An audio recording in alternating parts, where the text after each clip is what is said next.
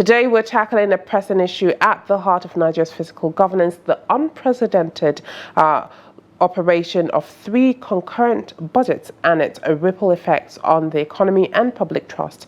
The Tinubu administration's 2025 budget of restoration, a historic 54.99 trillion package promising economic transformation with bold allocations for infrastructure, security, and social welfare.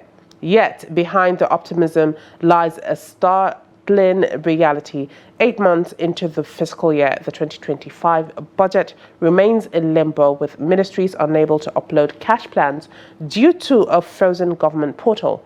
Meanwhile, the government is funding 2024 capital projects with 2025 revenues, a move the Budget Office Director General Tinubu defends as illegal and transitional, citing global precedents. Now, with the 2024 budget extended to December 2025, the 2025 budget stalled, contractors are left unpaid, critical projects are delayed. Now, to help us unpack these complex physical dynamics, we're joined via Zoom by Dr. Terfa Abraham, an economist and member of the Nigerian Economic Society. He will help us unpack with his expertise in public finance and development economics. Thank you very much, and good morning, Mr. Abraham, and welcome to this discussion. Welcome to Daybreak. Thank you for joining us. Thank you very much. It's a pleasure to be here. Good morning, Dr. Abraham. Thank you for joining us. Yeah. Thank you very much. It's a pleasure to be here, if you can hear me. Yes, I believe we have a little bit of a technical difficulty, but we'll soon be joined by Dr. Terfa Abraham, joining us via Zoom from Lagos. All right, when you're talking about the Nigerian budget and the policy surrounding it, we would have to look at how the cycles are, what are the steps when it comes to it, and what constitutes the budget cycle in Nigeria and why it is causing a lot of dilemma. According to the Director General of the Budget Office, he said it is illegal and transitional due to the fact that they are funding the 2024 budget. It is still not exhausted yet, 2024 budget with the 2025 budget. So when it comes to the 2025 budget, are we going to, fund with the 2026 budget and, continue that cycle and process in itself? Well, what happened to the last budget that is yet to be exhausted? Absolutely. All right. So we're still 8 months into this fiscal year, and we are still stuck on last year. And this is where the expert should come in for us to understand what we need to know when it comes to, how these budgets work. And aside from that, how is that going to affect the economy as well as governance when it comes to it? Because at the end of the day, if that budget has not been implemented yet, and we are already in 2025, so what are we doing? That is a question that actually we need an answer to. So why the delays? Why the delays of the approvals and challenges? All right, we have our guest back, Dr. Terfa Abraham. Thank you for joining us. Good morning. Good morning. It's a pleasure to be here. Hope you can hear me.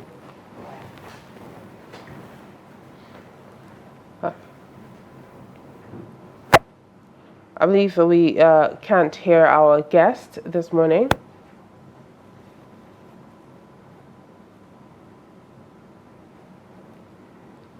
There seems to be network difficulty. Yes, I believe we have some technical difficulties this morning. Do bear with us as we try to figure out what is going on, because this is an interesting and educated conversation for us to understand the budget cycle and how everything plays out when it comes to approvals, when it comes to its economic impact, as well as governance and transparency. Those are the things that we need to unpack this morning. And touching on reform and recommendations as well, we'd like to see, what would go on and how, this stall when it comes to the budget makes an impact in the next budget and the next budget, next that budget cycle year is as well. what we had to talk. There's something that took my attention.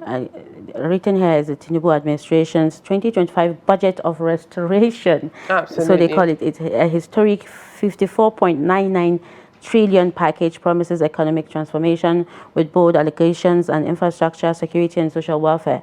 So there are lots of optimisms, but behind the optimisms there are lots of reality, as always. And this is where like you said, the expert will have come in, and we have lots of interesting questions. And we're very sure the public would like to hear that too. And a lot of people want to know that with the processes of budgeting in Nigeria and the budget cycle, does it even promote an avenue for transparency and accountability? Do people know the processes that goes on when it comes to budgeting, and then how it's carried out? Because when you tell a person that they're still carrying out or implementing the 2024 budget with the 2025 budget, you would ask, okay, how is that supposed to happen?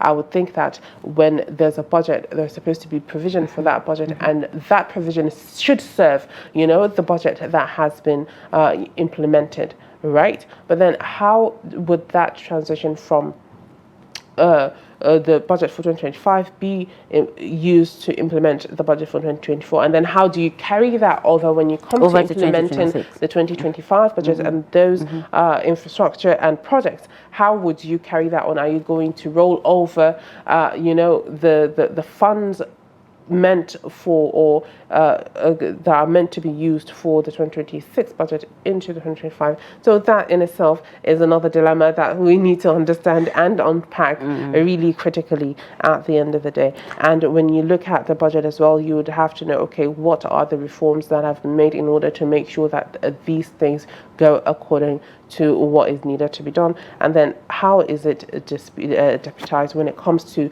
budgeting? I know there are lots of projects that cannot be completed within that year or have to be rolled over to the next year. So how does that come to play when it comes to those budgeting as well? And I believe that we have a lot to look at when it comes to doing the budget in Nigeria, due to a lot of discrepancies when it comes to it, budget padding and additional projects and costs that are infused in the budget. And then at the end of the day, they say that there's supposed to be a supplementary budget and an extension of the budget. So with all of that, we definitely need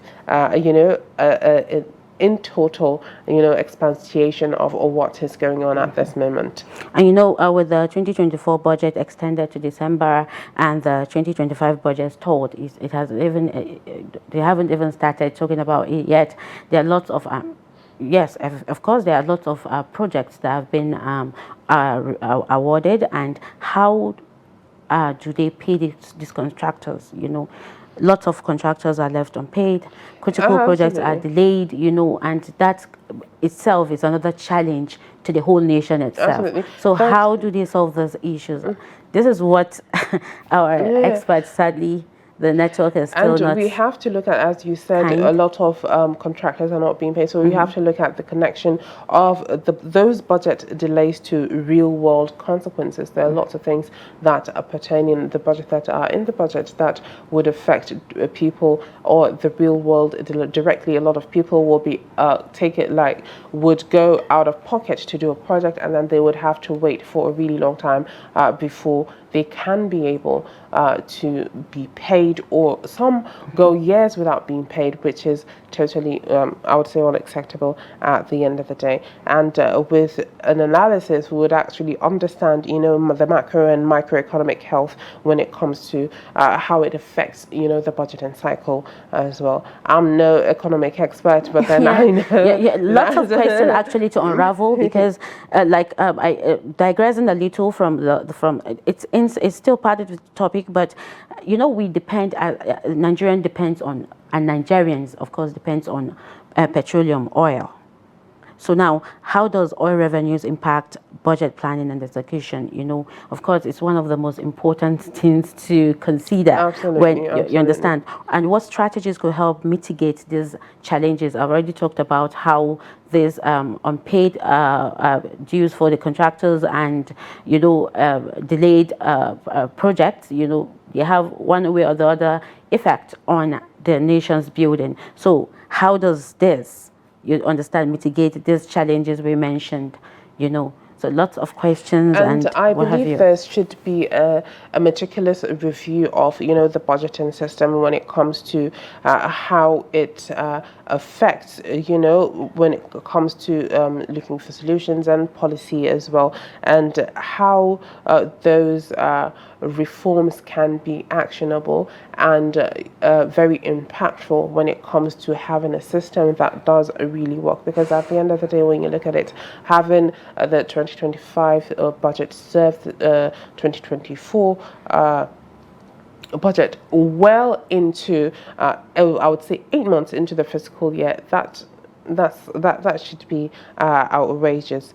And a lot of people would like to understand how the system goes, how it affects them directly, and what is being done in making sure it works efficiently. Because at the end of the day, there's been a back and forth when it comes to the amount of the 2025 budget, which is up to a lot of money, and with the 54.99 trillion naira so far. And we've heard that with the budget, there has to be, borrowings that would go on for it to help in implementing all the projects and, infrastructure when it comes to those things that are in the budget, when it comes to education, when it comes to, the health sector, when it comes to insecurity, when it comes to other capital projects as well. So we would have to understand how it makes sense to service the 2024 projects with the 2025 the whole budget. cycle makes everything cumbersome, and one thing the Nigerian polity as a whole lacks is transparency and accountability in Nigerians' budget planning. There's no transparency, no accountability, nothing at all. We do not. An average Nigerian do not even know about this budget cycle. It doesn't know the dynamics. Absolutely. Knows nothing about it. Absolutely. So And of that course, in itself- an average Nigerian is in the dark, not in the know at all. So it's kind of, All right. All right, we have our guest back. We have Terfa Abraham joining us via phone call. Unfortunately, we had a couple of technical issues, so do bear with us. We'll have him via phone call, and at least with the time that we have remaining, we'll be able to, ask him questions that would help us out in understanding the budget cycle. All right, good morning, Terfa Abraham. Thank you for joining us. Yeah, good morning. Yes, good morning. good morning. All right, let us dive straight into this matter. We're talking about, the Nigeria's budget cycle dilemma and an analysis on the impact on the economy and governance. And we've seen that so far, Nigeria's fiscal governance, the unprecedented operation of 3 concurrent budgets and its ripple effect on the economy. So with this administration, the 2025 budget restoration, a historic 54.99 trillion package, promises economic transformation. So with this, we've heard that we have the government is funding the 2024 capital projects with 2025 revenues, which a move the budget office says is legal and transformational. Firstly, can you briefly explain how Nigeria's budget cycle is structured from proposal to implementation, and make us understand how it is something legal and understandable for the government to use the 2025 revenues in funding 2024 capital projects? Okay, the budget cycle for Nigeria has traditionally the timeline of January to December.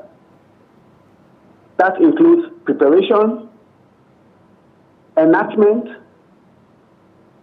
implementation, and oversight, January to December.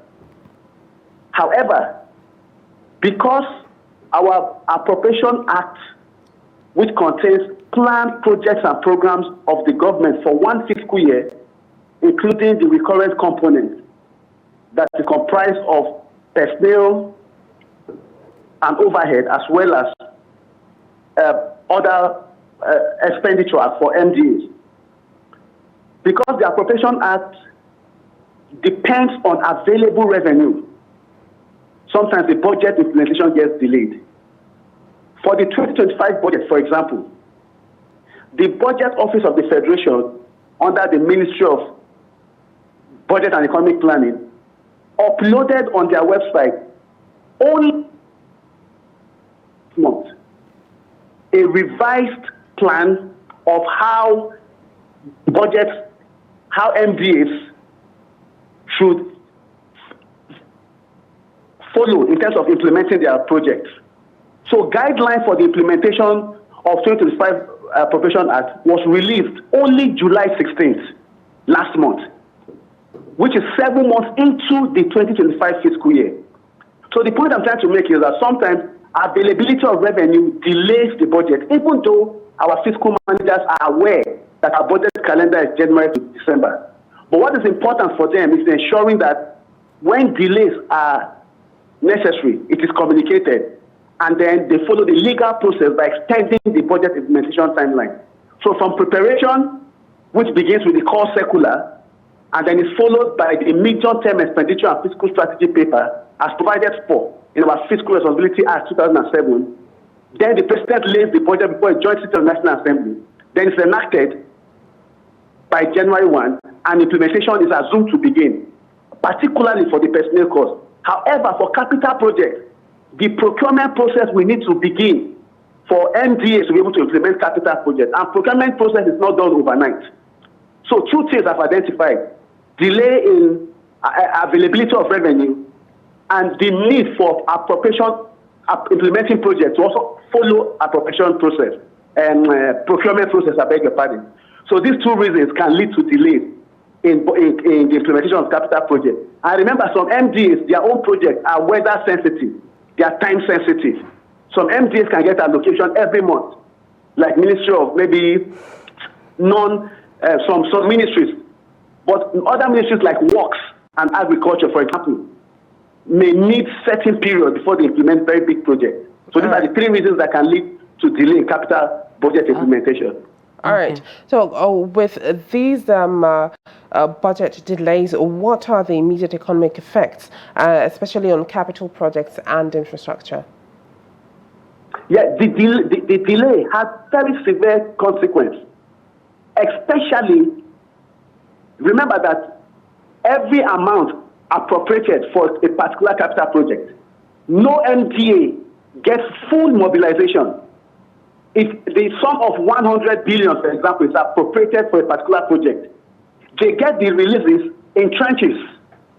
So when the release is done and it's not followed up in a systematic manner to enable that project to run, it will lead to stallment of project implementation, and if not carefully managed, delay project implementation and ultimately abandon project and waste of the revenue that was initially allocated for that project.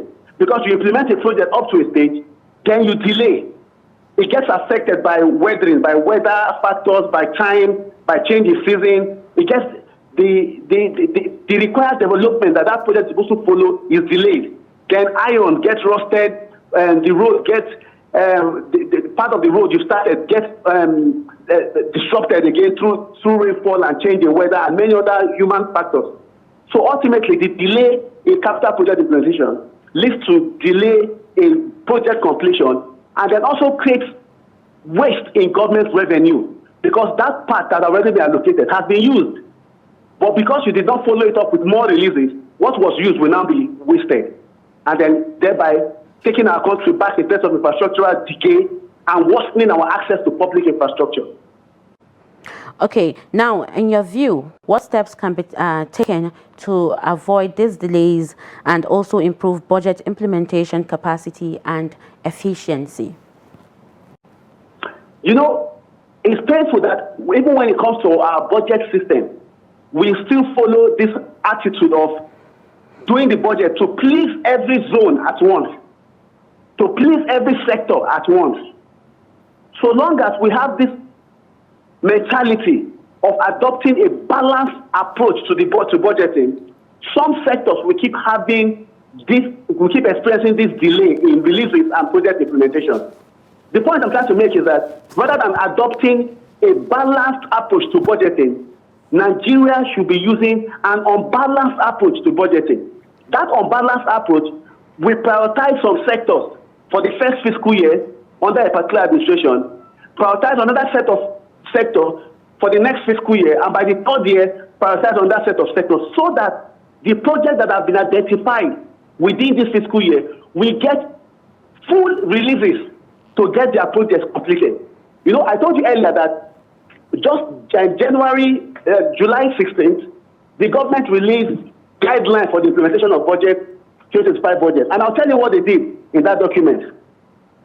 Capital expenditure, releases for capital expenditure have been prioritized into three: core, national, and strategic priority, development but deferrable projects, and non-critical but untimely projects. So it's important to have this approach of prioritizing certain sectors within a particular fiscal year. But if you want to if the money available to government is 100 billion, I divide it by all the 40 sectors we have, no sector will have full project implementation. In other words, this envelope system of budgeting across all sectors is hurting our ability as a country to complete projects.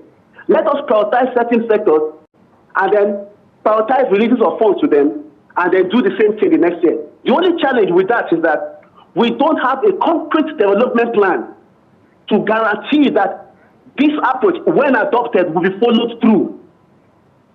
So we have renewed hope agenda, but it is not yet a document that can be replicated at the state and local government level.